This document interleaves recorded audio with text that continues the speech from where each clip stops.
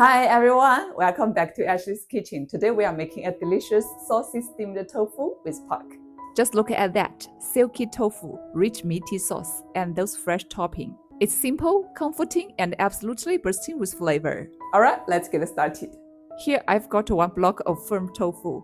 I'm using traditional soya cut tofu. Cut it into thick slices and arrange them neatly on a plate. Next, let's prep all aromatics. Grab a stalk of scallion. Slice it into sections first, then cut it into fine strips. Make sure to slice it diagonally. If you cut straight down, the scallion fiber will be too tough to chew. Prepare a little cilantro. And finally, prepare some minced pork. This will give our sauce that amazing dips of flavor. Alright, let's start cooking. First, place the tofu into your steamer with cold water. Once it starts boiling, steam it for about 5 minutes. While that's steaming, heat some oil in the wok. Add the minced pork and stir fry until it starts to release some fat. Then go in with 1 tablespoon of soybean paste. Let that fry until fragrant. If you are not a fan of this kind of paste, feel free to use your favorite sauce. Anything savory works. Now add 1 tablespoon of cooking wine, 1 tablespoon of light soy sauce, and 1 tablespoon of dark soy sauce. Mix that together so everything combines nicely.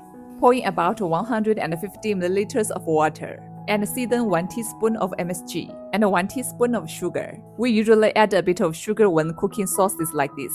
It balances the saltiness and removes any bitter edge. Once it's simmering, slowly stir in a bit of cornstarch slurry until the sauce thickens and turns glossy. Finish it off with a tablespoon of cooking oil for that rich shine, and your pork sauce is done. Now our tofu is ready too. Sprinkle those scallion strips right on top. Add a few pieces of cilantro on the side, and pour that hot savory sauce all over the tofu. Tell me that doesn't look amazing? Let's give it a test. The tofu is so tender and silky, coated in the rich flavorful sauce. The scallions and the cilantro add just the right freshness. Honestly, this one is too good not to try. You have to make it at home. Thanks for watching. See you next time.